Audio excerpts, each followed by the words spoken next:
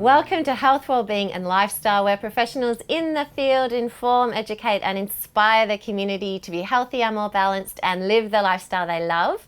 Today in the studio we have Caroline Pope, who is an animal communicator and therapist, and today we're going to be discussing animal global awareness, myth or truth. Hi Caroline and welcome. Hey, how you doing? Pretty good. So can you tell us, is there animal global awareness? Is it true? Absolutely it is, yeah.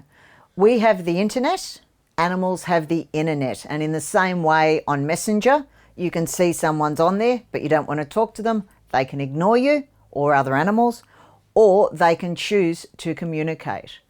And all animals are aware. The geese that fly from north to south and vice versa will literally spread the news. It's almost like in the old days when we only had the telegraph. Animals have always had it. We like to think that we're so superior, and yet the technology, in inverted commas, that they've always known what's gone on in other sections of the world. We're just a little slower to catch up. Can you please give me some examples of what this is and how it works? They have thought in exactly the same way we do, and it's the telepathics. I remember on September 11, I was staying at a mate's place, went down later that day to my horse, just looked at him and said, "Do you know about it?" And he said to me, "Yes, we all know about it. We just can't understand it. Can you explain it?" No, not really. But every animal on the planet, because you think how much that was broadcast across. Some of them will have picked up the people in the planes. Some of them will have picked up the pets and pet dogs, pet cats that saw it. The birds will have seen it. And it goes out in the same way it did on our television screens. They know and they understand. Another client of mine was going to Hawaii, and she was doing a communication to make sure the animals knew she'd be back and all those sorts of things. And the cat actually said to her, "Be careful. There's going to be an earthquake." First night at the pub, she's happily half tanked and telling everybody, and they were giving it to her for the rest of the trip. Oh, the earthquake. Day before they were due to leave, guess what there was? A large earthquake.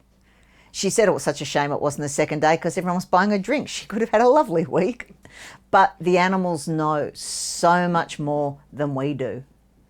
And a friend of mine's cockatoo, when we had that earthquake in Melbourne, apparently half an hour before, he's turned around and gone, "Batten down the hatches. There's going to be an earthquake and it's going to be a big one." Sure enough, there was. So they know long before we do. They sense the energy of the earth and they all communicate because they feel it. I mean, you see all the pictures of the elephants heading up before the earthquakes or the tsunamis. Animals have this inbuilt knowledge. It's us humans that are left behind. We really like to think we're so all over it. We are so incredibly isolated from the rest of creation. We really are. And any animal can tune in to any other animal or person anywhere in the world and know what's going on. Friend of mine's cockatoo, it literally saved my life one day. I was really tired, mountain road. I was on my way home. I knew the road well, but it was one that a lot of people had killed themselves on. And he just said to me, "Slow down, look at your speedo." And I was doing 30k faster than I thought I was. If I'd hit that bend, it wouldn't have been pretty. And this is the thing, we are all connected. We forget that in the age that we're in now. You go back 100 years, 200 years, 1,000 years, we were much more interconnected, not only with ourselves, because we needed the community to survive. We weren't isolated. We all lived together. Go back, particularly Europe, where there's snow, the animals lived in with you because otherwise they'd all die of cold, as we would have. You got to know the animals intimately on a bunch of levels that most people don't today. And we were connected. It mattered what they did. If they couldn't work or they were exhibiting signs of soreness, it mattered if they were a working animal. It mattered with the crops, because if your crops failed, you starved to death. These days, we go to the supermarket, we don't think twice. We've become so disconnected. But often, particularly before a large weather event, for example, the animals would let you know. And even today, if it's going to be a really hot summer, the animals will all drop their coat a lot earlier. Then the people would know, oh, okay, we're going to be heading towards a hot summer, or vice versa, cold, wet winter. The animals start growing their coat 2 months earlier. The farmers would know and would try and stock up. We were interconnected. We've lost all of that, or most of that. Some rural areas still have it, but very few. And, these days, the most we do with weather is flip up our phone and look at the weather app. We don't even walk and look outside or know what to do. They used to look at the animals and work out. Quite often, that would be as good or better a weather barometer as listening to the Melbourne Bureau. And if your animal is behaving oddly, like what would be your advice? There's always, always, always a reason. You need to find it. And don't wait. Don't let it drag out. If your animal's acting oddly, animal therapist, vet, and you may well find, yes, it may well be a massive thunderstorm. A lot of dogs will pace. One of mine used to know any sort of atmospheric pressure he struggled with. So 2 days before a storm, he could be bad. It was really unpleasant for him, poor little guy. But they know, you may find it's an earthquake, but often it's pain. Oddly, there's always a reason, but most times animals will be odd is pain. So always, always get them checked by a healthcare professional as soon as you possibly can. Thank you very much, Caroline. It's been a pleasure. If you want to know more about Caroline Pope and Animal Global Awareness, go to her webpage on our website at healthwellbeingandlifestyle.com.au, and please stay tuned. We've got another fantastic guest coming after the break. Stay tuned. After the break, barbecue cook and healthy food advocate Sarah Kiryshin will be talking about healthy food for today's busy people.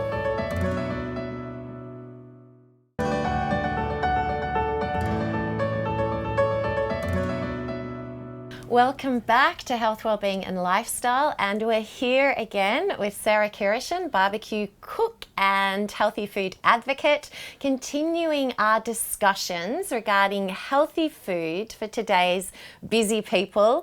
And Sarah has turned up with this incredible feast. So please explain yourself, Sarah. Alrighty, so this is one of my favorite topics. As we know, I am a barbecue lover and a busy person, okay? So for me, I need to make sure that everything ticks a box for me, right? So it has to be delicious, it has to be easy, and it has to be quite kind of straightforward to cook as well. So one of my favorite things to do on a Sunday afternoon is rummage through my crisper, have a look at all the veggies in there and think, great, what can I barbecue?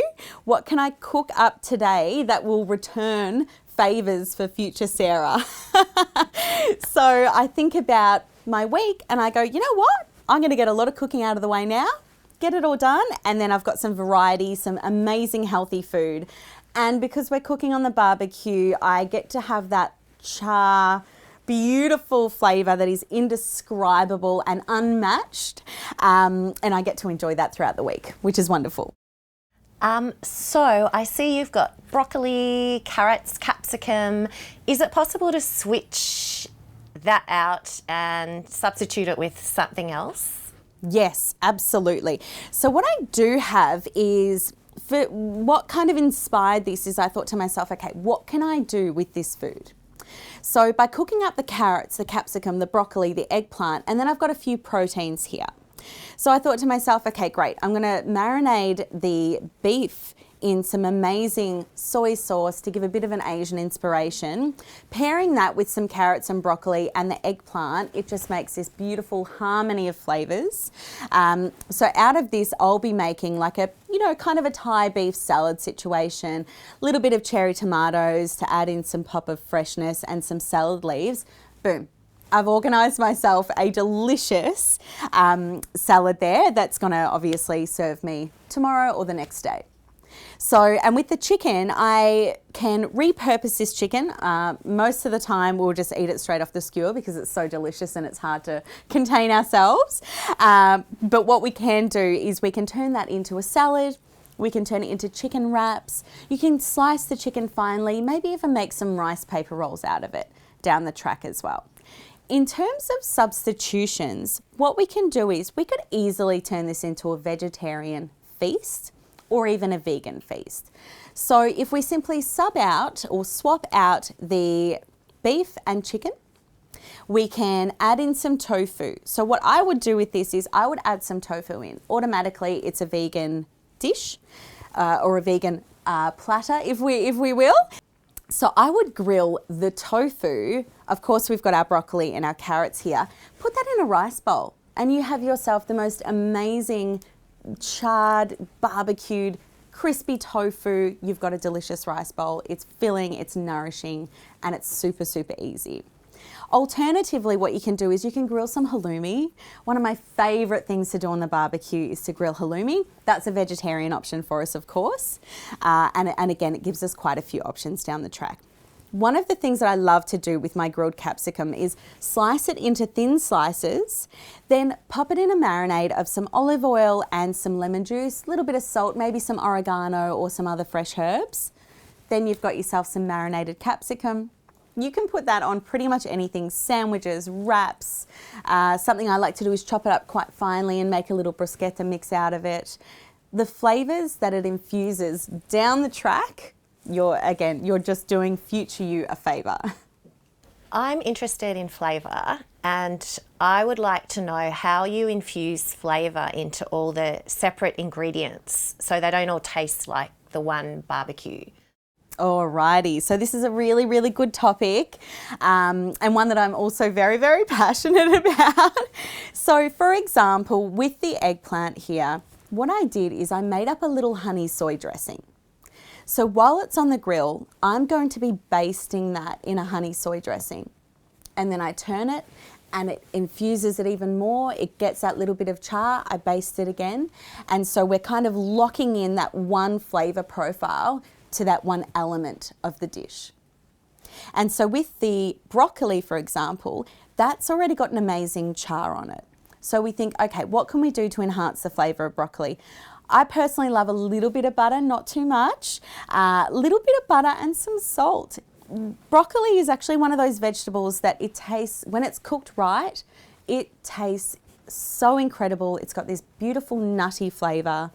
So I love, when it comes to carrots, I absolutely love to put butter, honey and caraway seeds. For me, it is a match made in heaven.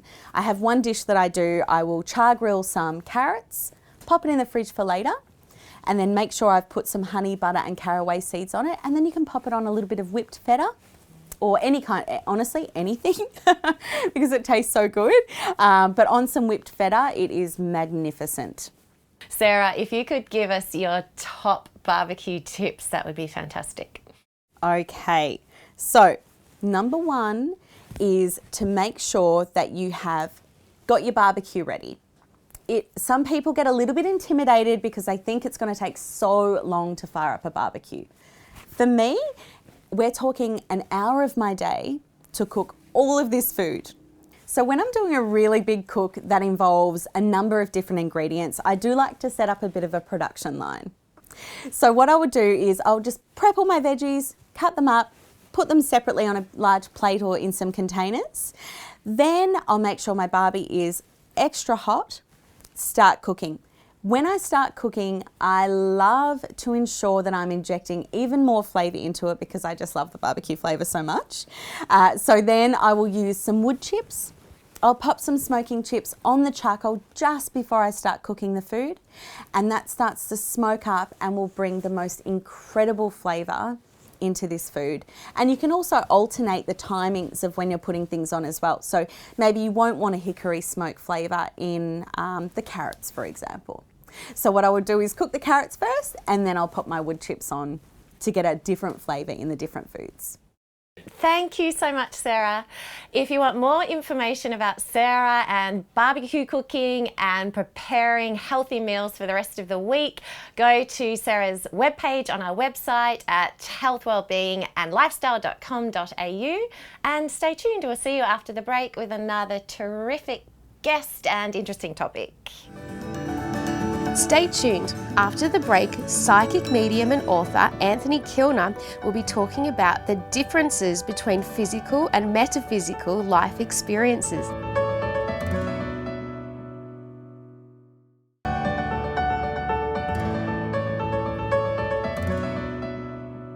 Welcome back. Our next guest, Anthony Kilner, is a psychic medium and author, and the topic we'll be discussing is what are the differences between physical and metaphysical life experiences.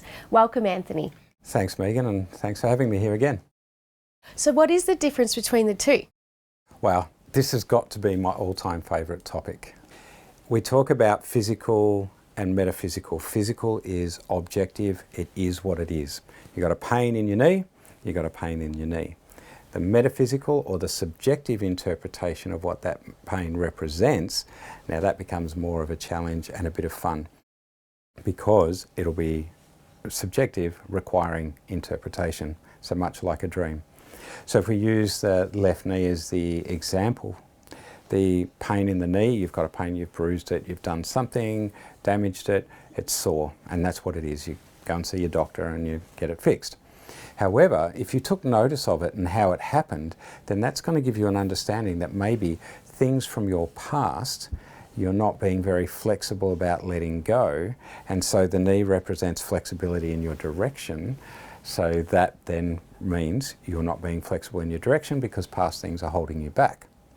And the knock or the bruise or the damage as a result of taking note of that is to make you really aware of that interpretation. If it was the right knee though, and you had the same pain and the same, oh my gosh, I've got a pain in my knee, what's that? It's about not being flexible moving forward. And while they sound very similar, one is the past holding you back, one is a fear stopping you from moving forward, so you're not being as flexible in your direction as possible. So that interpretation applies to your whole physical body.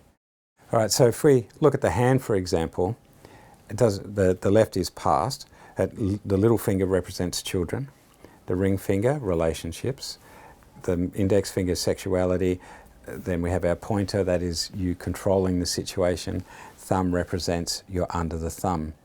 So if you get a pain in your thumb and you might think, oh, why am I getting that? And it's on the left side, you might feel that you're being put under the thumb by someone who's trying to control you. All right? Now, as we're sitting here, we can hear it, audience might not, is there's a siren going off in the background. So when we're talking about things and you notice the siren going off, then that's a warning sign for you to be more aware of what's happening around you, to maybe not say what you're about to say, those sorts of things. So the universe actually helps create all these messages that are subjective or metaphysical, subjective, and require interpretation. And it all's based around what you do. So then we have, like I said, eyes represent how you see. So left eye is how you see the past, right eye is how you see the future. All right? When you get stressed, most people carry stress and burdens in our shoulders. Feeling a pain in the middle of your back is like somebody stabbing you in the back, and you might get that while you're thinking of somebody and you'll just go, oh wow, that pain feels really intense, and that's how it comes across. So there's all these different things from the universe. Your house represents things, so a blocked toilet is, you have to get a plumber in to fix it. It could then also represent that you're holding on to too much of your rubbish and you need somebody to help you to let it go. What can we learn from our everyday life experiences? Best thing in understanding all of this is don't go looking for it. Everyday experiences occur because the universe is trying to get us messages, right? Different from dreams. The universe is providing that. And so if we notice something, we interpret it. The multitude of experiences, you can put it out there, and I did this when I was living in India. It was every morning I would say to the spirit world and to the universe, as part of my morning ritual, okay, so give me a sign as I walk along my path on the side of the hill that what happens there will mean or say make sense of what my day is going to be like. And so some days I'd walk out and there'd be a dog sitting there and it'd come up and have a pat, and a dog represents loyalty. Right? The colours of the dog would then be, if it was black and white, it'd be like finding balance in loyalty. Right? Other days there'd be a butterfly come out of nowhere and just sort of either land on me or hover in front of my face. And again, you know, that means there's transition occurring in that day. You know, walk out and there's a cow blocking the path. Now, in the Indian culture, cows are sacred. So then there's a sacredness to my journey, and I have to maybe find a way around that without disturbing it, but learn more. So all those things come into play. And in our daily lives, you know, problems with cars. So, you know, you get a flat tyre and say it's a flat tyre on the right rear and it's a front wheel drive car.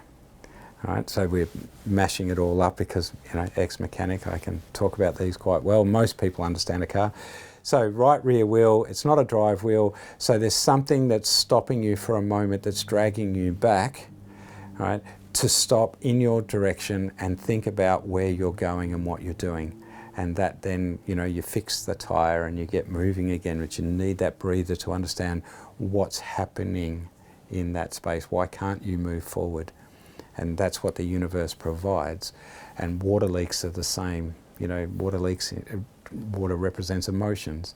So if you've got a water leak in your car and it's a radiator, there's something explosive happening. There's frustration, there's anger, there's hot, there's steam.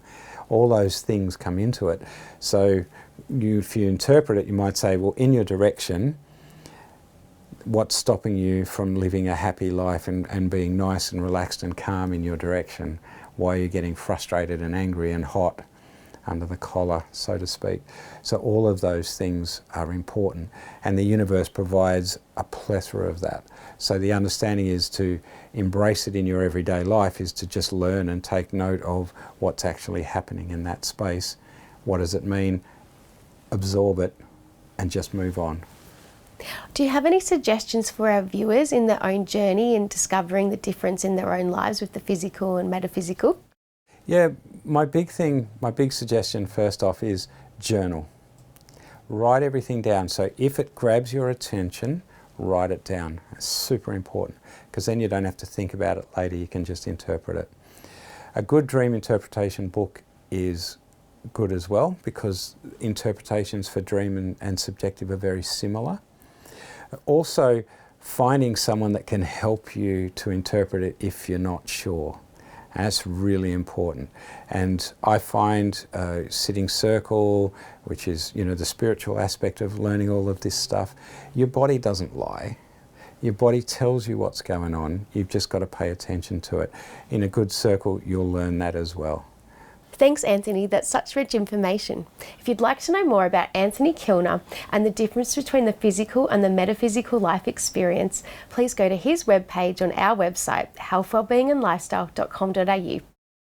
And that's all for us today, and we'll say bye-bye for now and see you next week.